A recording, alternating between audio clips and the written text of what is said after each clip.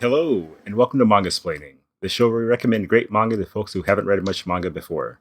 Hosted by Deb Aoki, Christopher Woodrow Butcher, Chip Zdarsky, and myself, David Brothers.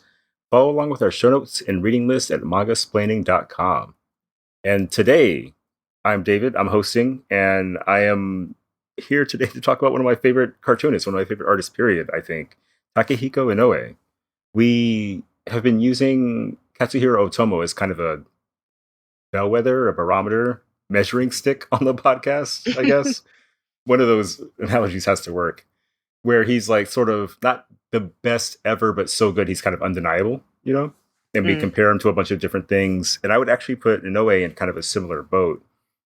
Not necessarily for his draftsmanship, but for how his stories tend to play out over time. He created Slam Dunk in the 90s, which was incredibly popular, is still incredibly popular. Just recently had a film release that made me cry in the theater. And then he parlayed that fame into basically forming his own personal manga company, like publishing company, planning company, to where his publishers don't really get to tell him what to do anymore. Like he'll do a project and he will put it out when it's done as he likes, which is pretty great.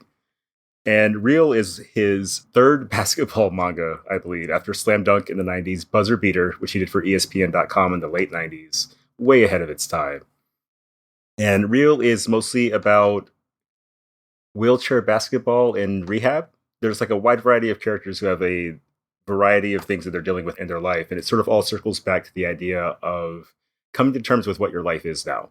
Like you had a life that you thought was going to go one way. Maybe you were the popular kid in school. Maybe you were, an excellent wrestler. And then something happened. Maybe, familial disease. Maybe you were hit by a car. Something happened that changed the arc of your life irrevocably. And now you have to learn to deal with it. Some characters take to it. Other characters kind of balk and run. The subject of Real Volume 13, this guy named Scorpion Shiratori, was a character who I thought was really fascinating because at the time I hadn't read much manga about wrestling, like pro wrestling, guys in the ring and things like that. And this guy, over the course of the, I think 6 or 7 volumes he's in before this volume, like quickly became a favorite. Great perspective, great vibe. And when Volume 13 hit and it was just all about him, it was sort of like a special issue of Spider-Man that's just all about like Harry Osborn or something, Like the guest star becomes the main guy.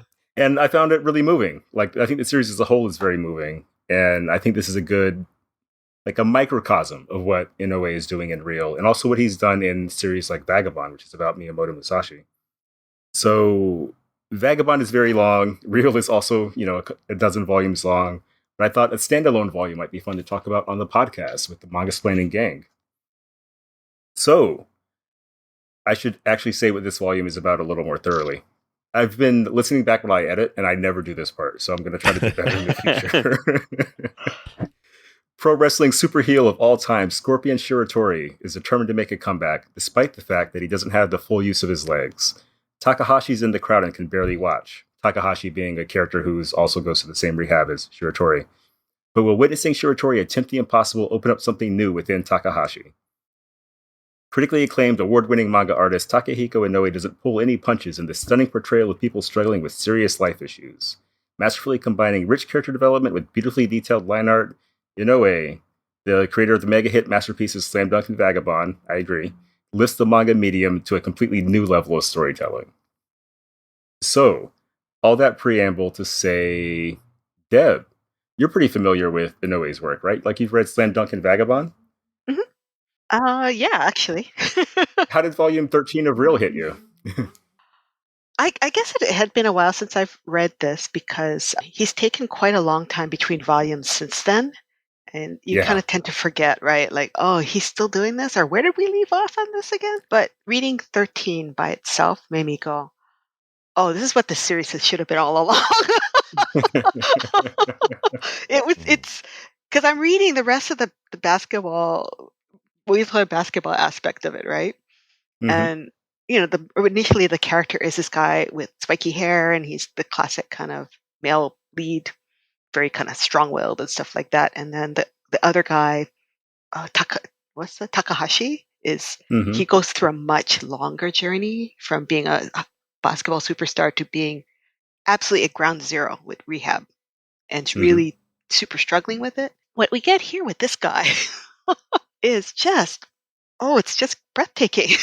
And then all of a sudden, everything he's been building up to since volume 8, like about what Hanasaki, the the weaker looking guy with the glasses, The letter and writer. Takahashi. Yeah. Yeah, like Yeah. oh, so satisfying, Mm. and how brilliantly you see all these little hints of him, thinking about his daughter, and all the little things about his colleague he's fighting, who used to be his partner. Like hmm all the things that were hinted at from volume 8 onward, all of a sudden come into sharp focus.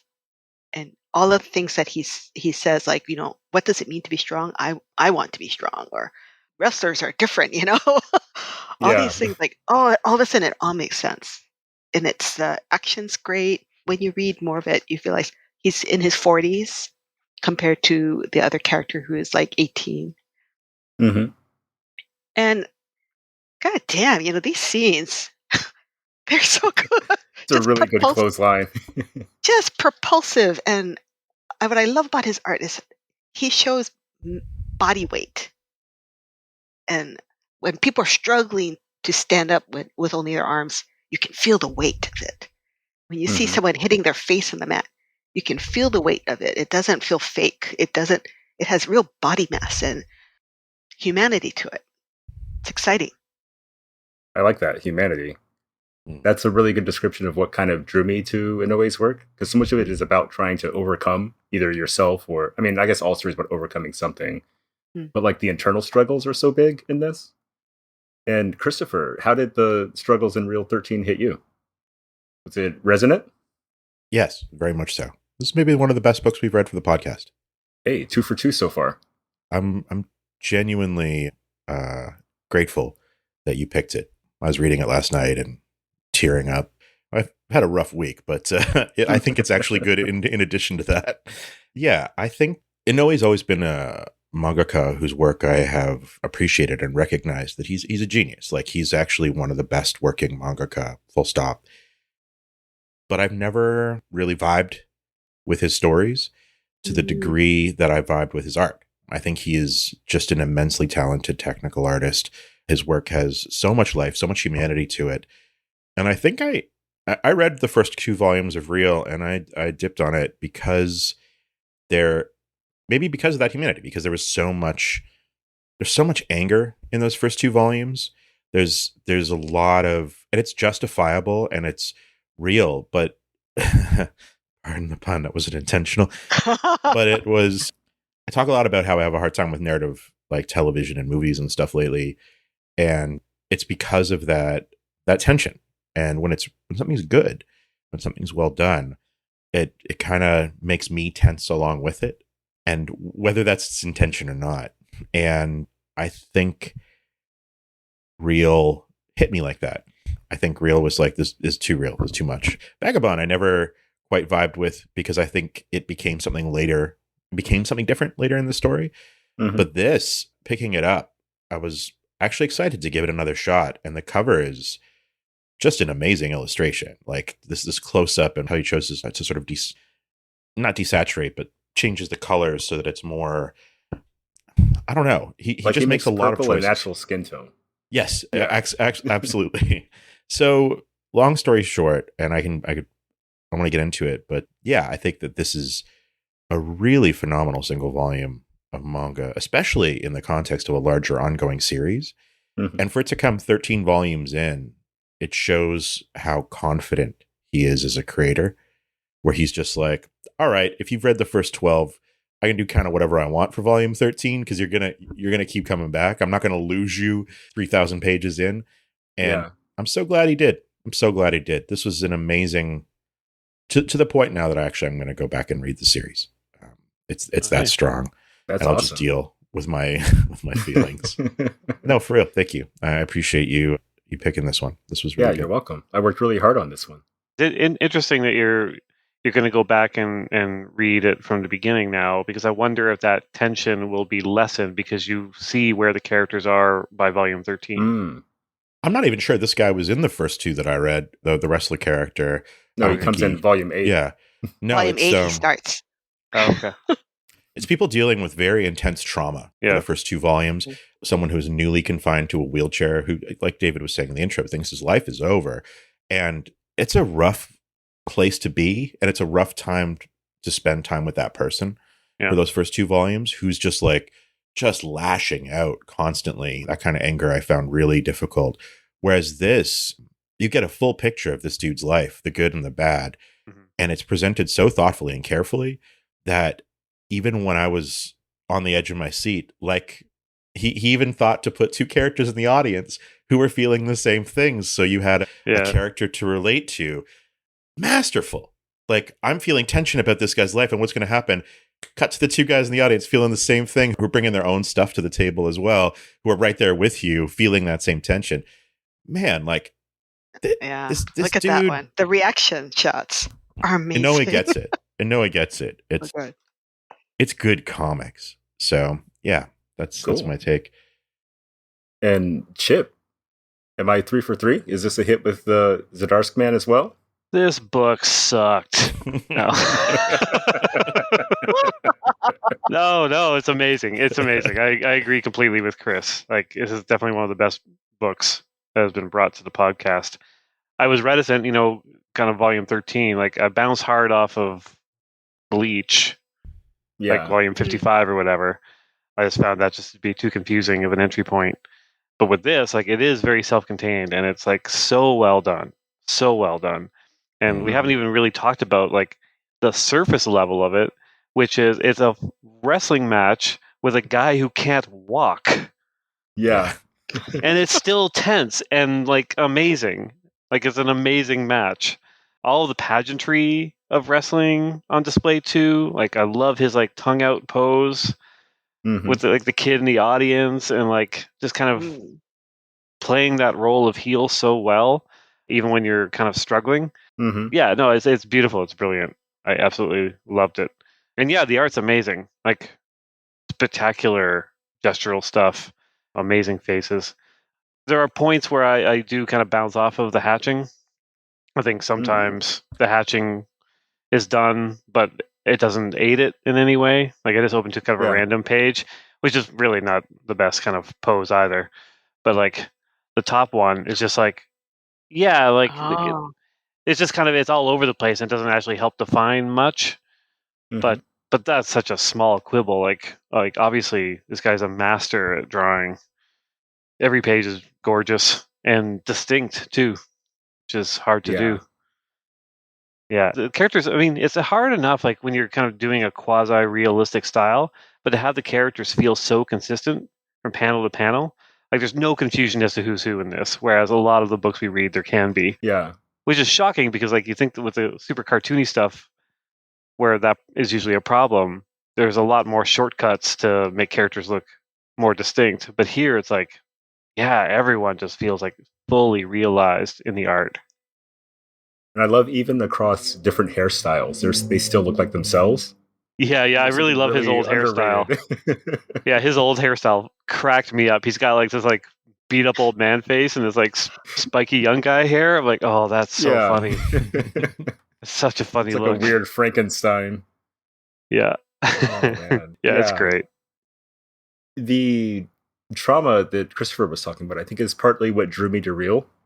Because I think when I started reading this, I was not aging out of Shonen and Shonen Jump, but more like I kind of got the point of like friendship, and it was very important to me, and I appreciate it. But I was needing kind of more meat in my stories a little bit. And Real went from being like kind of expecting, oh, this will be a high school or a college basketball story or something like that, or a story all about competition, to being a story about like how do you live your life and why. Really, really struck a chord with me in a different way than similar stories in Vagabond did. So I don't know. I'm also very glad that everybody likes this. This book is surprisingly important to me. It's one of those, where you're rereading it and you're like, oh, wait, no, like this is giving me a ton of different feelings. It did give me some feelings, not going to lie. The between chapter sketches where they're just really rough little bits with like fun facts about the characters. Also great. So good.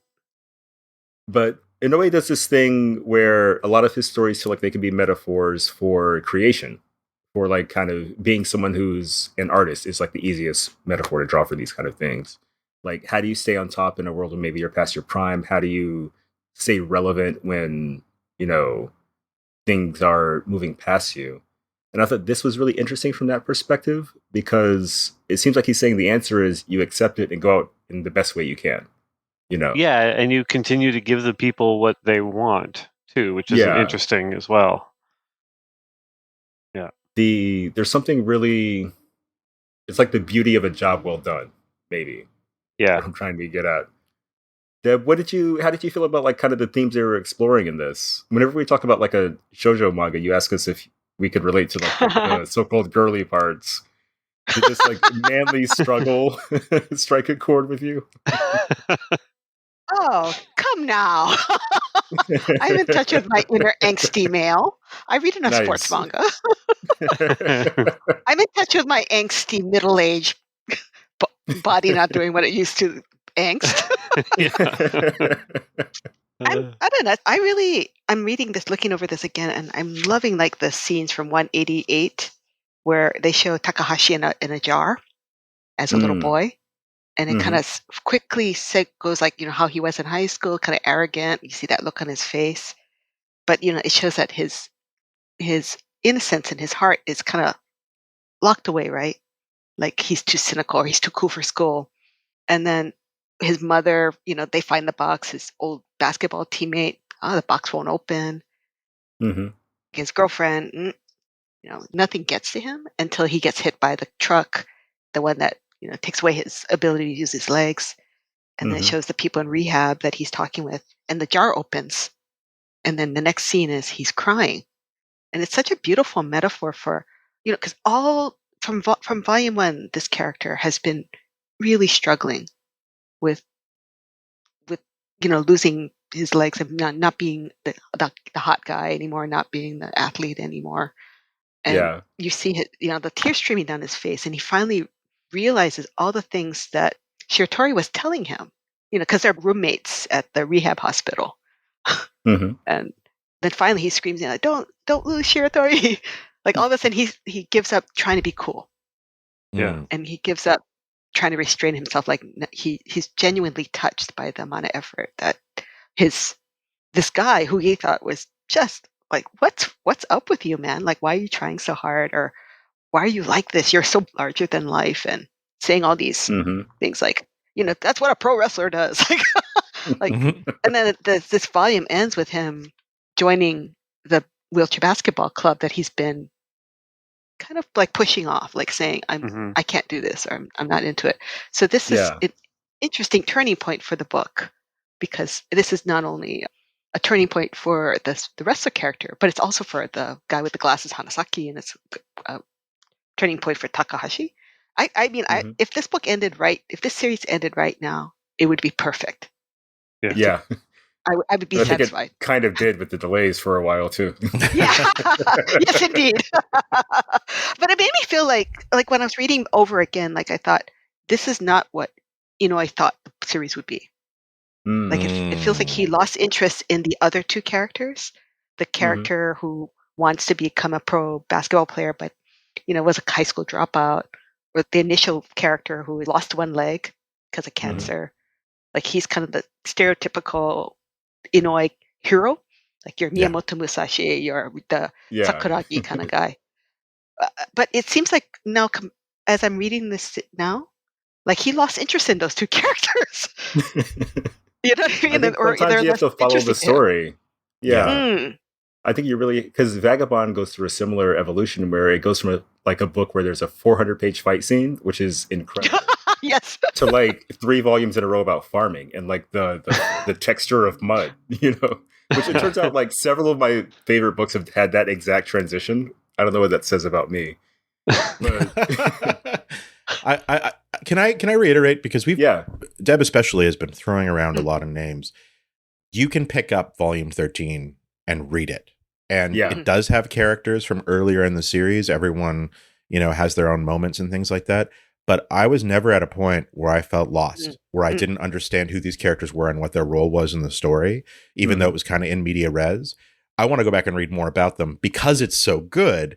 But I don't think anyone picking up this book, if they're open-minded about it, would have a problem with it. I don't think they'd get lost. No. It's true. There was only one point that I actually had to go back and do a kind of a reread when it kind of switches to Takahashi, and then the jar and the accident and him being cool and stuff.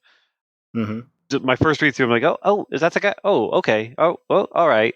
And then I just just flipped back to the beginning of that and reread it, and I'm like, oh, okay, now I get it. Yeah. Yeah, because I had no context for him at all. I'm glad that it's sort of, I think standalone's the wrong word for it. It's complete, maybe, is the best word. Yeah. Because there are a bunch of relationships that have payoffs in here. Like in the flashback or the reverie about the box that Deb mentioned, there's an old man with a dad mustache who is Takahashi's dad, and he spends a lot of the series away from Takahashi. But when he comes back, he's like thinking to himself, he's like, I would pray every night that I would see my son again. I would hold a basketball just to try to understand what he saw about it. And all the time I spent away wasn't wasted because I came back here. And that's one of those things like That's Christopher, heavy. where I was like, this is stressing me out. This is super good, but this is really stressing me out. Yeah. And there's a little payoff in here where the dad is one of the first ones to try to pick up his son after the accident. And it takes a village, so to speak, friends, family, coworkers, I guess, on the basketball team, teammates. And then they eventually crack him open. And that's really sort of beautiful. Though this does make me realize how many manga stories maybe begin with a truck hitting somebody. Like it's almost we covered that in Isekai, yeah. Yeah. Because it was in Ajin Demi-Human as well. Yeah, I don't know. Maybe there's like an epidemic of trucks. You go back to volume 8, and because I was like, what? Because I had to go back. It's like, how did he get injured? Because I couldn't remember. And it says, so Takashi asked him, was it a wrestling injury that damaged your spine? And he goes, nah, traffic accident. Took a turn too fast on my scooter. Bam, hit by a dump truck.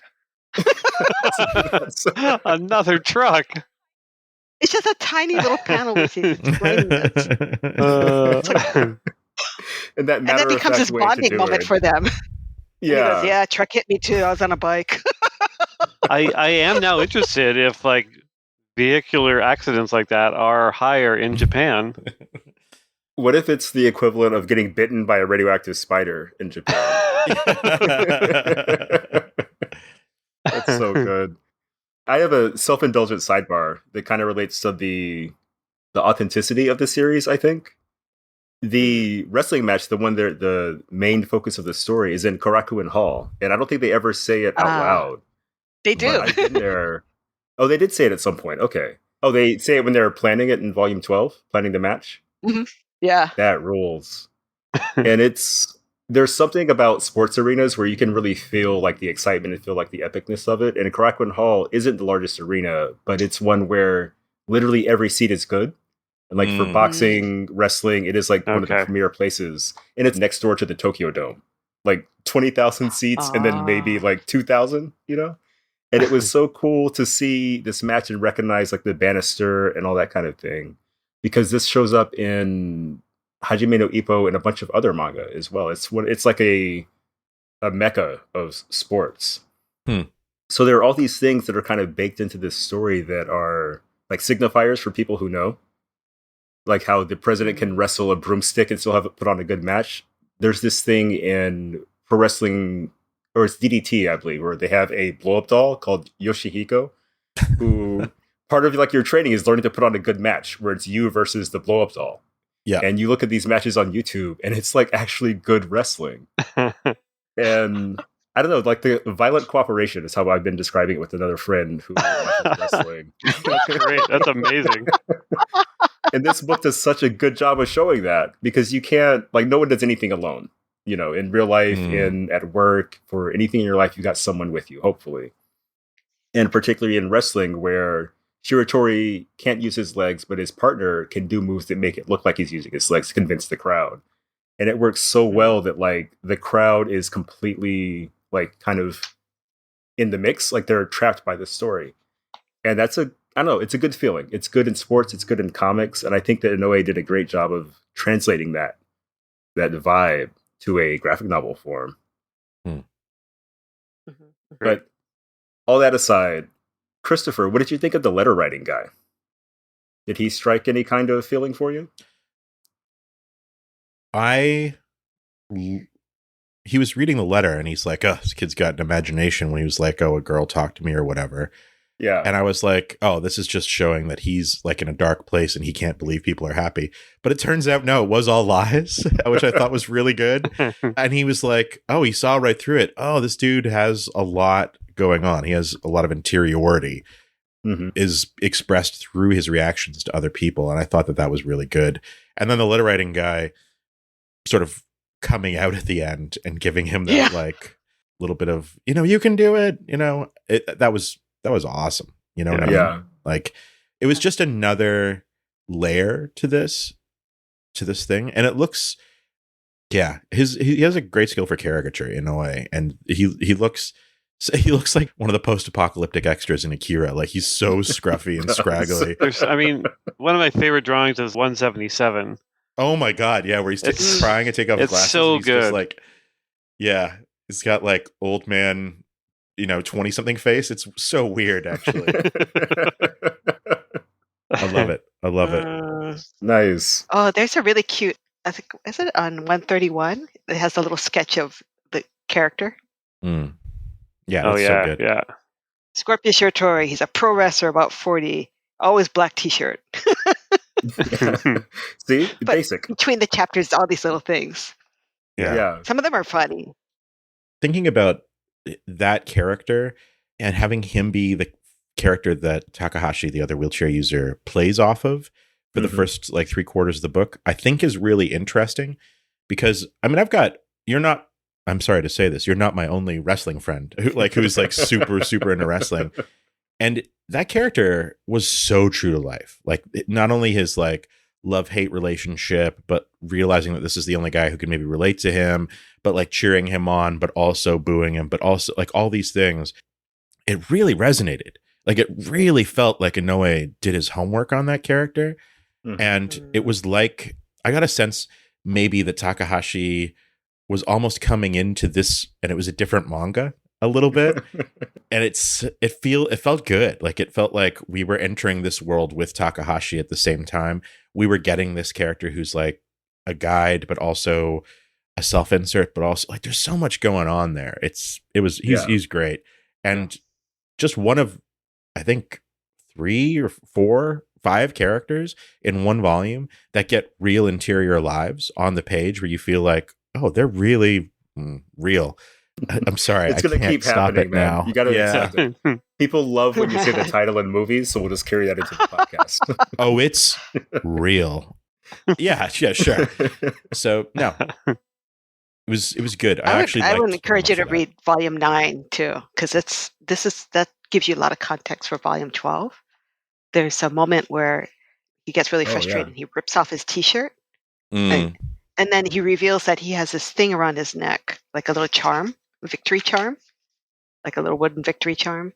And then all 3 of them, the Hanasaki guy that got glasses and Takahashi go, we all have the same thing. They all have the same charm from the same temple.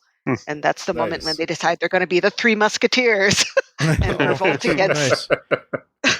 It's really dear. Yeah, I love that stuff. Like between this and Cross Game, I think we've given Chip a pretty good picture of sports manga. Like it's hard to get like the entire, like so much of it comes from reading characters for like 4,000 pages, and they finally make a shot, and like you're weeping, quietly on the bus. But it's like a nice little pocket version of that. Yeah. Chip, what stood out to you as being maybe your favorite part or one of the best parts? Oh man, that's a hard one.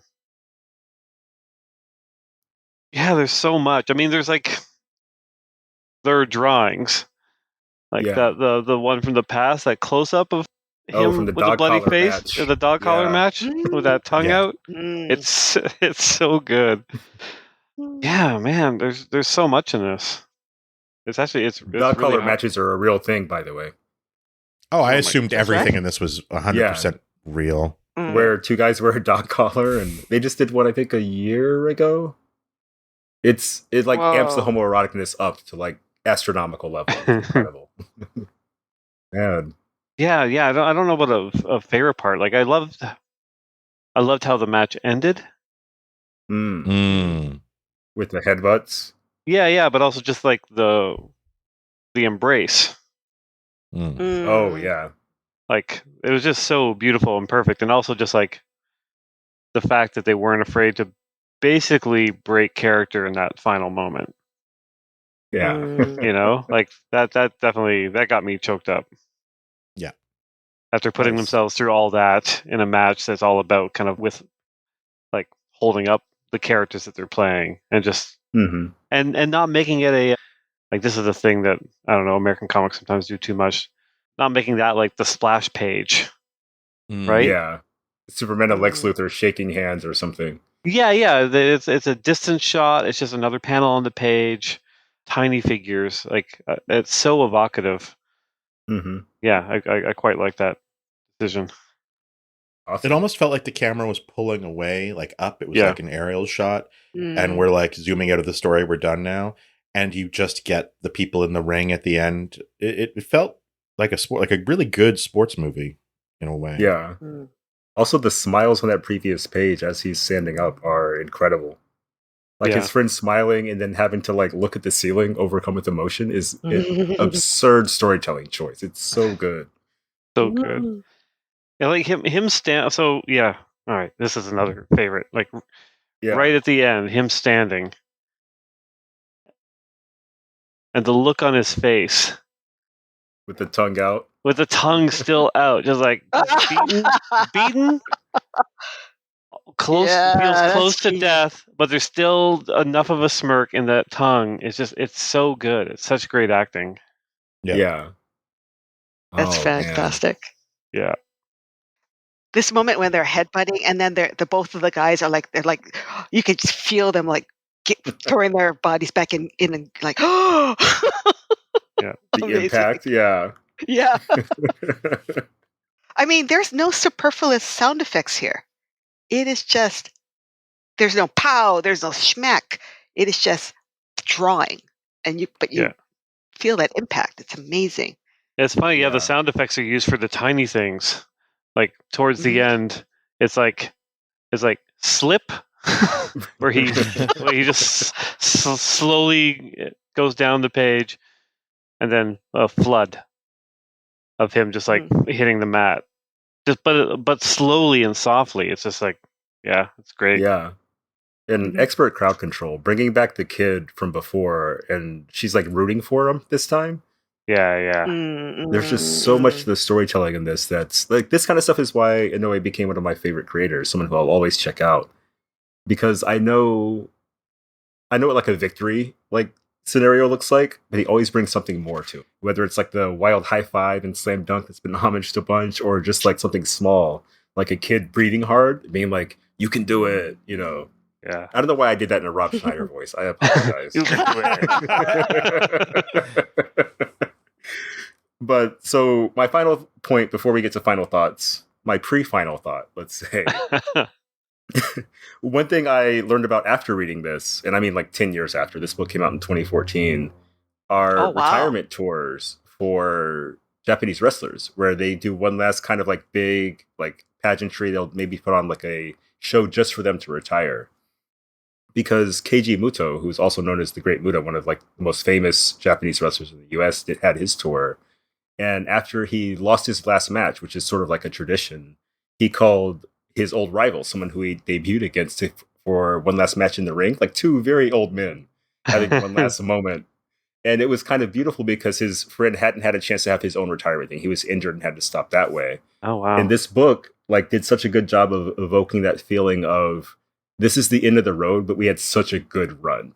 You know, like we're going out, like we'll take the loss because that's, you know, that's how it goes, but we're going out on top no matter what. It's very beautiful. I know there's That's something really like capital S sports about that. But Christopher, let me get a final thought, please. What'd you think of Real Volume 13? On page 181, when old-faced young man shouts, I don't know why I'm crying, but pro wrestling is awesome.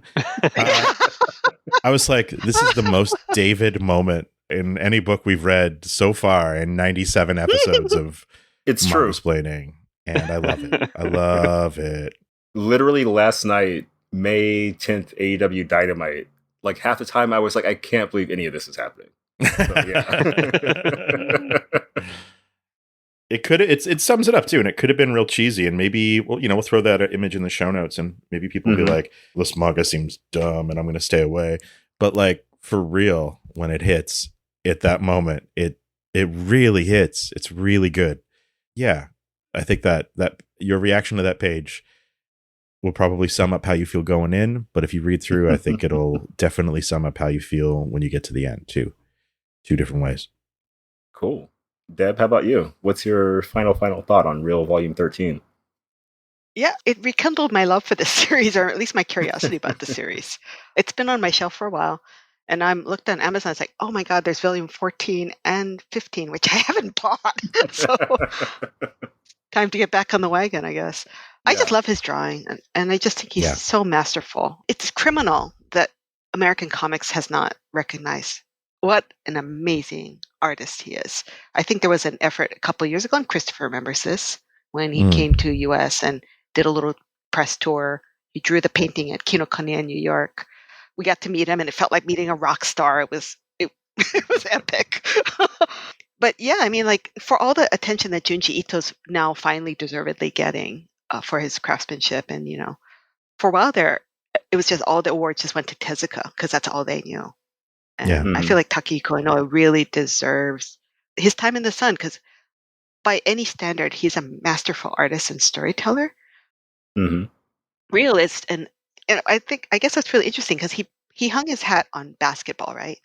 So slam dunk, and then he does buzzer beater, and then he does this, which is but basketball, but different. Yeah. And then I'm realizing, like, he's kind of limited himself with this basketball stuff, huh? Because he could do some mean wrestling manga. Yeah. Awesome. Chip, bring us home. What's your final thought? All I gotta say is that this manga is real good. If Chris gets to do it, it's fine. Yeah. You're too unbelievable. Much, you're too on all the time. I don't know how to tell you this, Chip Zdarsky.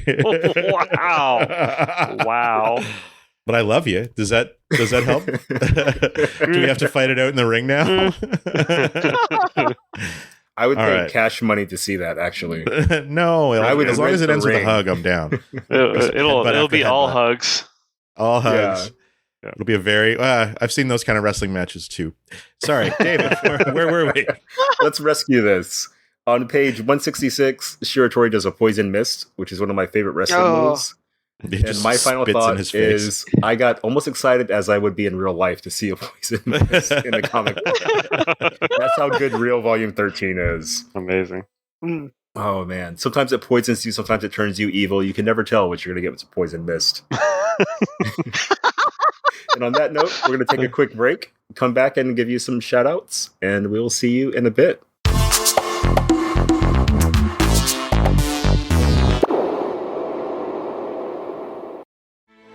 Grand Canyon University's RN to BSN online degree program makes earning your bachelor's in nursing possible.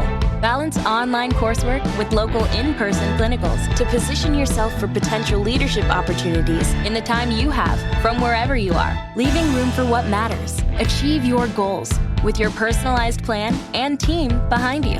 Find your purpose at Grand Canyon University. Visit gcu.edu. And we are back. We're going to keep it pretty tight this week and just do a few shout-outs. I think we picked books last week, hopefully. Check on the website, mangasplaining.com. That has all the information that I can't be bothered to remember. I'm going to start with the shout-outs this time instead of choosing someone else while I play for time. My shout-out is Smokey and the Bandit, the movie from the 70s. I just never know where you're coming from with these. Yeah. I was on a plane ride recently and I saw it on Netflix. I figured, like, why not download it for the plane? Like, I haven't seen it since the 90s. It was pretty fun back then. I was a kid, so I don't remember anything. And as an adult, it's like the best movie in the world. It's so good. Like, Burt Reynolds is so charismatic, and the chemistry with him and Sally Field is really good. All the jokes land. And the bad guy is like a misogynist, homophobic, racist cop, which just feels like a very 2023 choice. Wow. Yeah, it's a good time. It's a very good time. Have you seen Cannonball Run? Yeah, I've seen a bunch of movies with the exact plot of Smokey and the Bandit. Okay, Smokey I'm just making Bandit's like sure. the blood sport of car movies, basically. It is, yeah. I should stop before I say anything else too reckless. But no, it was a really good time. Just super charming, super fun, great stakes, and like weirdly kid safe for the most part. Like there's a few spicy bits, but like all the sexy stuff and violence is off screen. It's still a bit horny though. I mean, it's super horny, but it's like you have Bill's kind of horny. Like you have to, Okay. you have to have had some life experience to catch all the horniness. Yes, that's true. Do you want the kids learning about horny in the street, or do you want them learning horny from Burt Reynolds and Sally Field? Right? That's where I learned it. Yeah, exactly. And we turned out just fine. Yeah. So highly That's recommended. debatable. Very hurtful, Deb. Oh my goodness. Jeez. Deb, what's your shout out? What do you have for us this week? Well, this is not going to be a great segue, but speaking of buddy movies, I'm kind of addicted to Skip and Loafer now. Have you what have is you read Skip that and one or Loafer? watched this one? I've heard of it. I haven't watched it. Oh, it's so wonderful. It's about this girl who moves from small town in Japan. She moves to Tokyo because her dream is to become a politician who can help make her small town survive, right? So she's very serious and very earnest. So she moves to Tokyo, and then she meets these people, these classmates, and they all become kind of disarmed by her sincerity. But it's really smart high school drama. Like the interiority of these characters is really interesting. And I had just come back from a reunion with my high school girlfriends, and I guess maybe I can look at it like, this is told from an adult's point of view. You know, the kind of things that girls say and do to each other, the kind of ways boys are awkward with each other. But it's very sweet. Like the aunt that she goes to live with is a trans woman. And she doesn't want to go back home because she was bullied when she was a high school student. So you can see it sounds very simple, but it's actually very nuanced and heartwarming and really well told. I've been watching the episodes of the anime over and over again, reading the manga and just discovering new layers to it. And it's just wonderful. It just warms my heart, and it's so wonderfully crafted. It just won an award. In fact, I think it won one of the Kodansha Awards for manga this year. It's Awesome. good stuff. Is that on Kindle or is it print only? It's Kindle. Okay. Cool. And Christopher, how about you? What's your shout out? I hear you saw a pretty good movie. Yeah. No, I wanted to go see another movie. There's a bunch of stuff playing I wanted to see, but I got COVID last week, so I have been very responsible in staying home, and now I am safe, and I think there's only one cough that managed to get recorded this week, so pretty good. Wow. I can duplicate it. It's fine. Thank you. I actually found the interview I did with Takehiko Inoue in 2007 that was at that Kinokuniya. When they opened up the new Kinokuniya in New York at Bryant Park, I was actually one of the people who got invited to go to the opening, and I got to interview Takehiko Inoue. And I put up a blog post at the time about going, and I had this interview, and I had to get it transcribed, and I thought I lost it, but I found an email in my email from the person who transcribed it for me, and it's wild. While we were talking, I was like, wait, I did an interview with him, right?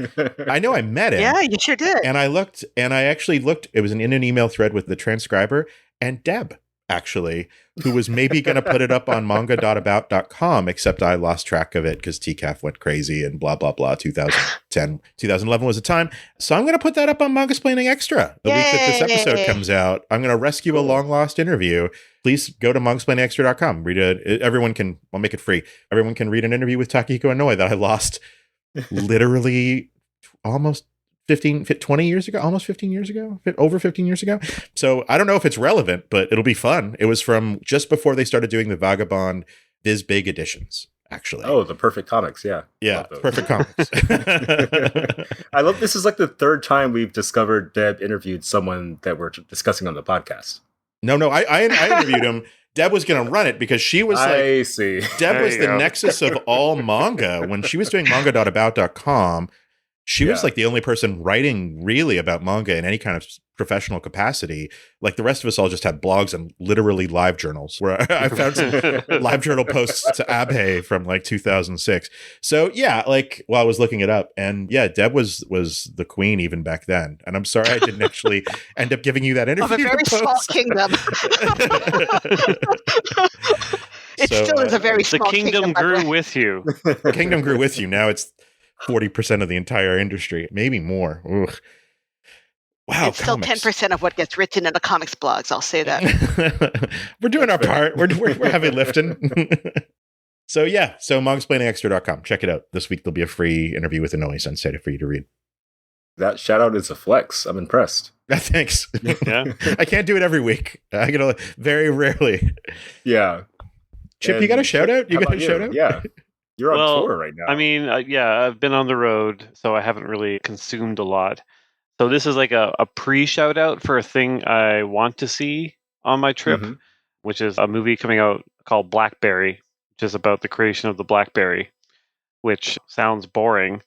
But the guy who directed it is a Canadian director, Matt Johnson, who did one of my favorite shows, Nirvana, the band, the show, which is a Toronto production, which is hilarious. And also this movie stars Glenn Howerton from It's Always Sunny in Philadelphia, fully bald. Is it a comedy or? No, I mean, wow. It's a comedy, but also like the real story of like the creation of BlackBerry and how the company presumably fell apart. So it's mostly a Canadian cast with some fun kind of cameos in it. And my friend Barry, who works for the Globe and Mail, reviewed it when it debuted at Cannes, I think, and loves it. And everyone I know who's seen it loves it. So it's coming out this week.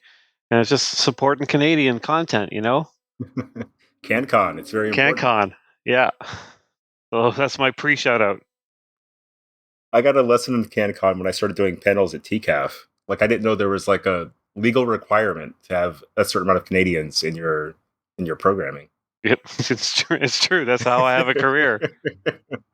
I think with the two of us on this podcast, we hit that MAPL like limit. Can we get a grant? I think we should be getting grants. I think we should probably play it on could the radio. actually. That's a weird. Wait, what are you talking about here? Weird question. Oh, so you have to play a certain percentage of Canadian music on the radio airwaves and a certain amount of Canadian television if you're a Canadian television station.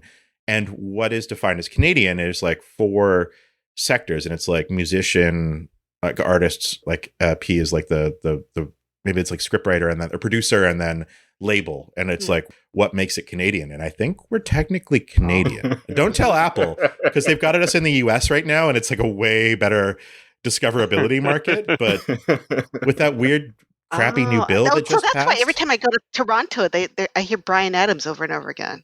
Yeah, that's exactly why. And Celine Dion. Yeah, if you listen to like a a Canadian like classic rock station, it's like the same 5 Canadian artists over and over and over again.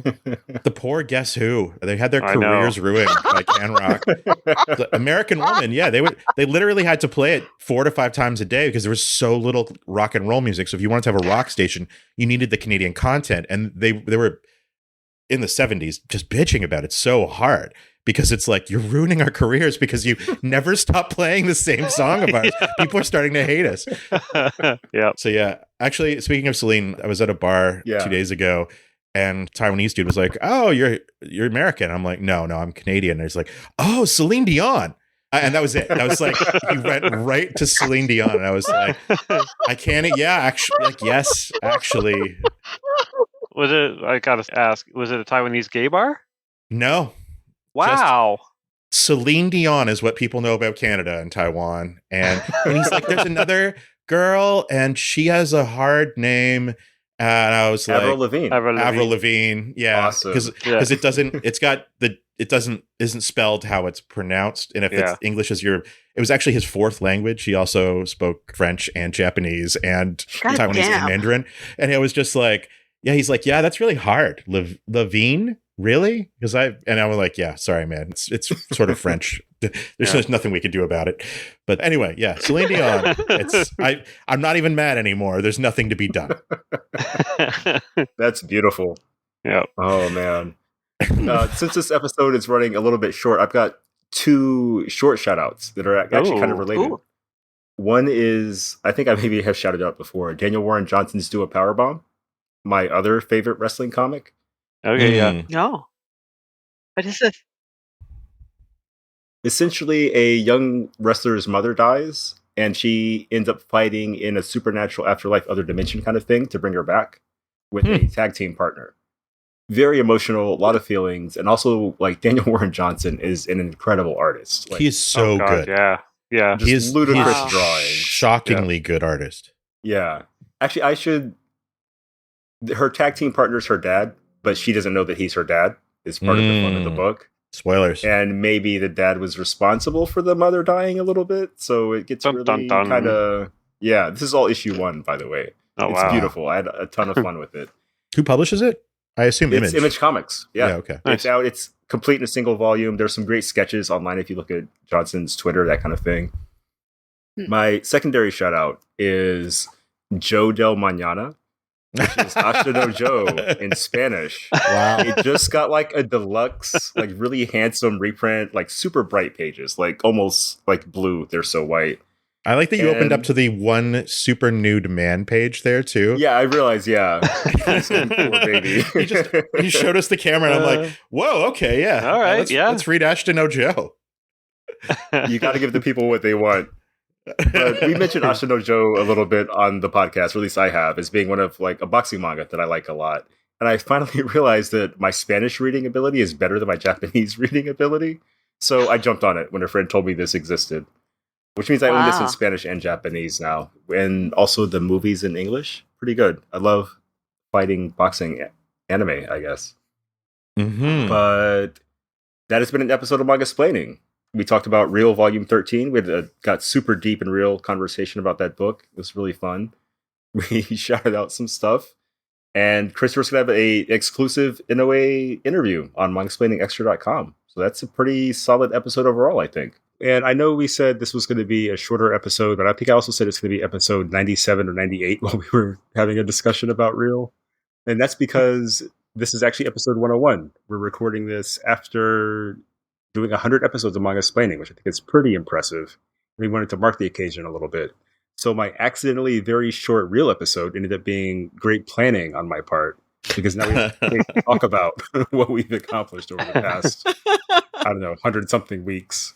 But Christopher, Chip, am I right in remembering that Mangasplaining was like a let's get Chip to read manga idea originally? I think it was, we were on the train. Here's what I remember. We were on the train on the platform going from Hakodate, Shin Hakodate Hokuto, like up north in Hokkaido, to Sapporo. And you were freezing, Dave. You were like, I have never been this cold in my entire life, which was... You barely remembered the trip. Wow. Canadian springtime. It was so nice. And Chip and I were sitting next to each other, and you guys were sitting on the other side, and Chip was like, this should be a thing. Like, you guys just telling me about manga. Yeah, because I mean, I wasn't necessarily lost when we were there, but like we were definitely going to places where I'm like, what is this museum about a bug man? That's Shotaro Ishinomori. Comment writer. Yeah. A bug man on a motorcycle.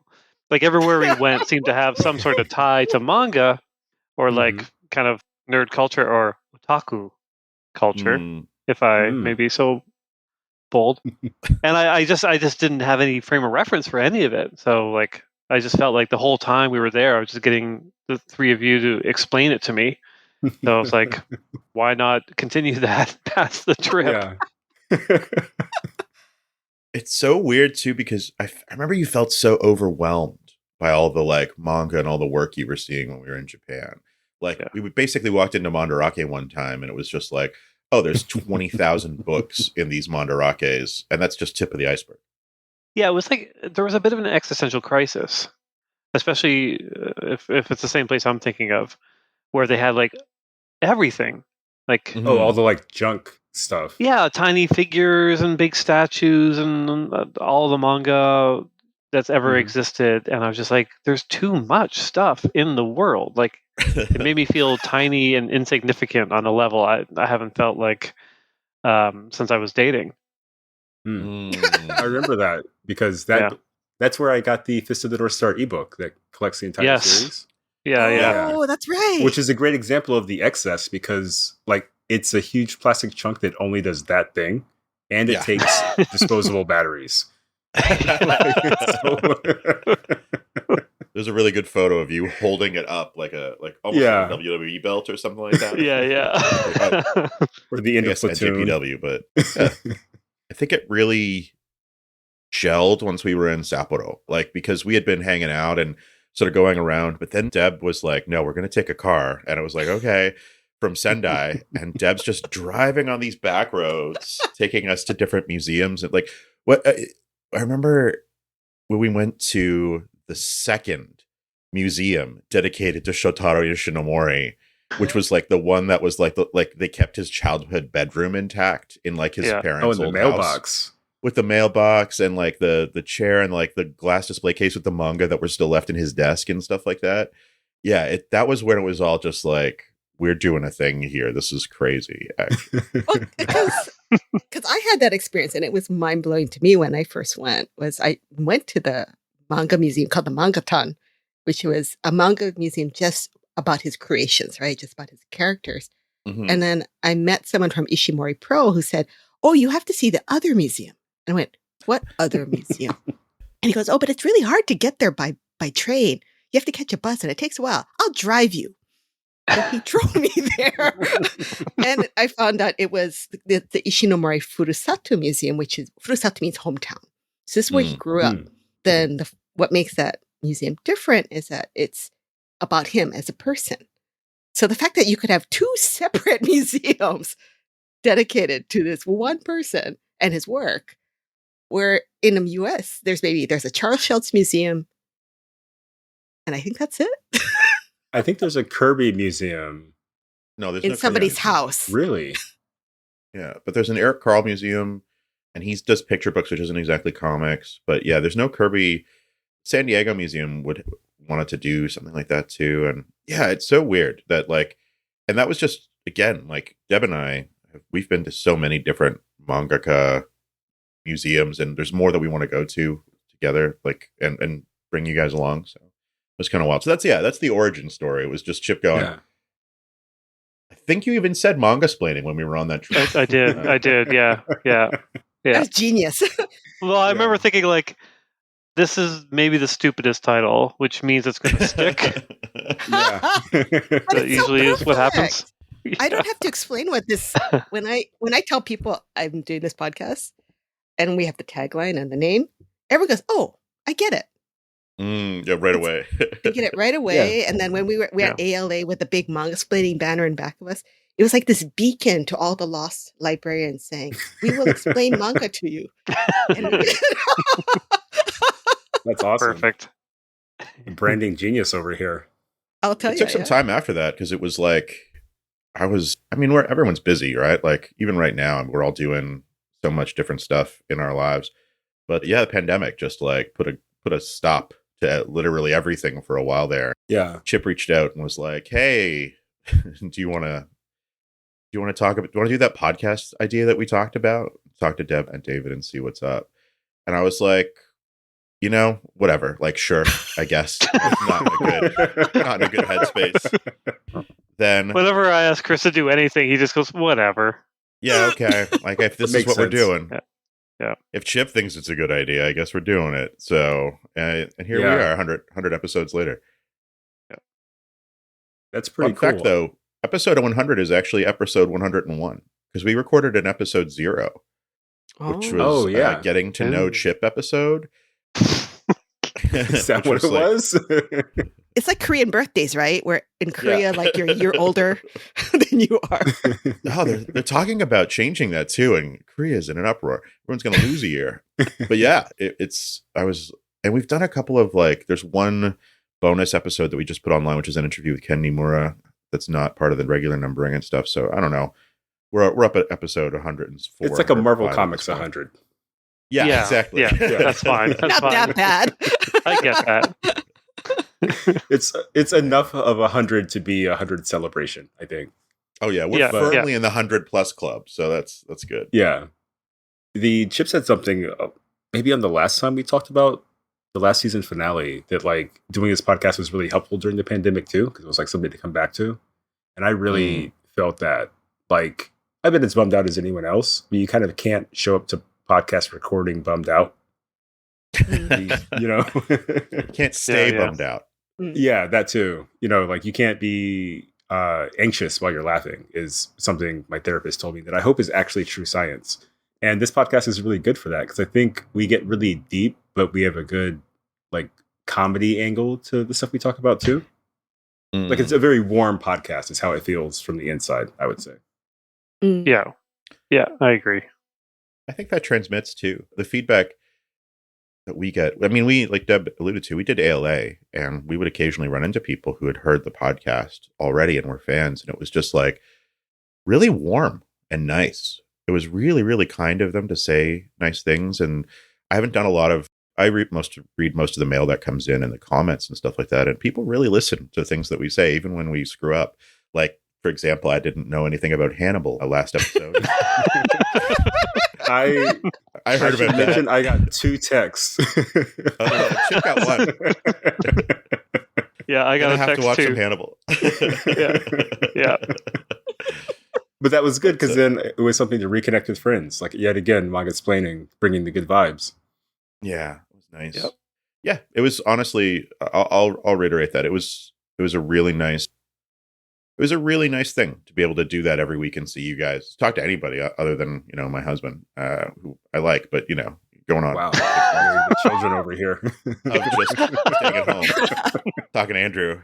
It was good to talk to anybody else and have like an hour a day where I was like laughing and happy. And yeah, I don't know. I haven't re-listened to those early episodes. My headspace is so different now. But I will say, wasn't even a consideration that when I moved like to the other side of the world and time zones and all that shit that I would stop or anything because I love this too much. It was really great. So yeah, thanks guys. All right, this won't be our final episode. It sounded really funereal. Yeah. So I'm getting comments from people, and they're really nice ones, but they're like, Chip knows too much. No. You need another new. I have never heard that comment about anything in my life. We have to get weirder in the future. Yeah. We did a good job this season. There's some picks in there. Wait till next season. I've got plans. But Deb, I know you're like a voracious manga reader. I think you and I both pick up that too. I think that's baked into voracious, maybe. But I noticed that the podcast actually made me read a little bit less manga per week than I had been doing before it. I think because I spent so much time thinking about the one book we were going to do, like a book club kind of thing. And then like editing it's just always on my mind. Where before I would look at the new release list every Tuesday and pick out like a couple of gems. Has this changed your reading habits at all? I mean, clearly not. No, I'm still reading a lot. Yeah. I'm getting a lot less freebies. Hi, publishers, send me more books again. Yeah. See, I never got freebies. That's so cold. But it's almost like I catch up on manga in bursts now. Like every couple of months, I'll do all like my leisure reading, and everything else is like Mangasplaining reading. Yeah, I kind of had that too. Yeah, but I like like everyone's taste is so different. Like like I have my general things I like to read that I'll buy every time a new volume comes out, and so it's nice to be kind of pushed and like to read something that I didn't have time to read or didn't get into. Didn't really have a reason to get into. Like there's so many on my list that everyone goes like, "What? You've never read that?" Like I'm pretty sure we're probably going to have to read Berserk at some point. Yeah, oh, man, it'll be a heavy week. Yeah, that'll be an interesting one. Yeah, that'll be an interesting one, I think. And there's so many, I mean, generally speaking, obviously I tend towards particularly during the pandemic, right? Like I go for the laughs, I go for the warm fuzzies, I go for the romance because it's relaxing, But being forced to get angry at Die Dark was funny. Or Frankenfriend's like, what the hell is this? I spent money on this. What's going on? Die Dark 2 and Frankenfriend Volume 2 coming next season. There you go. Yeah. Don't get me wrong, they were interesting reads, and it was good to see, be given that assignment and to see to venture to those corners of the manga shelf that I normally don't. Definitely broadened my horizons too. Like we just recorded, was it Nejishiki that we did last time? Oh Yeah. Yeah. Yeah, that was something where I would have been curious about it, but not necessarily like leapt to buy it. Yeah. Yeah. But I had a really good time with it. So yeah. That's good to hear. Yeah. Yeah. Chip, how do you feel? I mean, now that you're a manga expert, one of the manga splainers instead of the manga splaining, like how do you feel? Yeah, it's weird because my ability to retain information is low. So I feel like I keep forgetting things about manga as we go. Yeah. Like there are terms and things or like creator names that I'm just never going to remember. So even though I've learned a lot, I've also forgotten a lot. So I'm not saying more I'm than back many to people will ever know. It's true. I'm not back to square one, but it's funny. I was having a conversation with a DC Comics editor this morning about the podcast, and I actually got to recommend books to him. I was like, "Oh wow, I know enough to recommend books." That's something that's totally new. And be like, "Oh, you're into this? You might like this," which is wow, a valuable skill, I think. That's awesome. What did you recommend? Yeah, actually, Vinland Saga. Yeah, and my go-tos, which are Tokyo Terroraba Girls, obviously. Yeah. Because we were talking about Sex in the City. And Way of the House Husband, for sure. Pluto. Nice. So yeah. A mix of season 1 and whatever this current season is. Yeah. Is it 4? Yeah. Awesome. Yeah. That's great. That's awesome. That's a really great short list.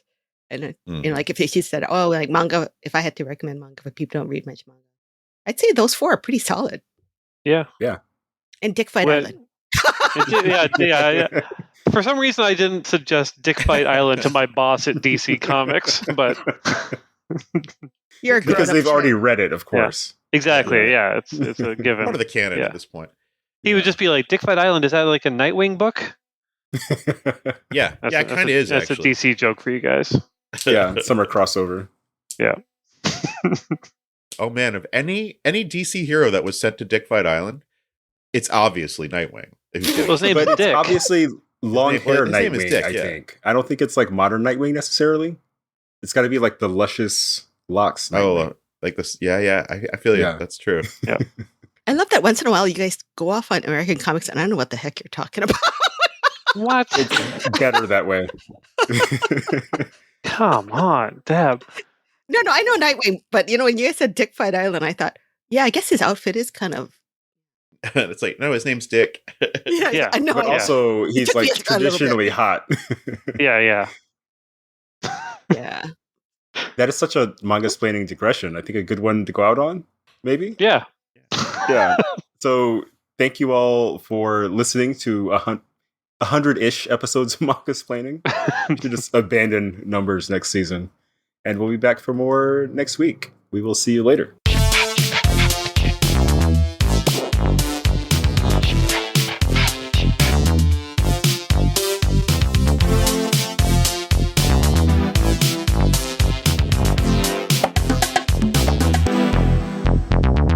This has been Mangasplaining, episode number 101, more or less, covering Real by Takehiko Inoue. Thanks for listening. For our next episode, we'll be discussing the manga Not All Girls Are Stupid by Minami Kyuta. Want to pick up a copy? Consider supporting your local comic book and manga specialty shop. Find one near you at comicshoplocator.com or check out your local library for print and digital lending options. You can even follow along with our complete reading list at mangasplaining.com and check out our newsletter and digital publishing endeavor at mangasplainingextra.com. Thanks to DADS for the musical accompaniment this episode. Vacation starts with VA. Whether you're feeling beachy, mountainy, or every E in between, you'll find all that you love all in one trip to Virginia. Start yours at virginia.org. At Grand Canyon University, we believe in equal opportunity, and the American dream starts with purpose. Whether your pursuit involves a bachelor's, master's, or doctoral degree, GCU's learning environments are designed for supportive networking and collaboration. With over 330 academic programs, GCU provides a path to help you fulfill your dreams. The pursuit to serve others is yours. Find your purpose at GCU. Private, Christian, affordable. Visit gcu.edu.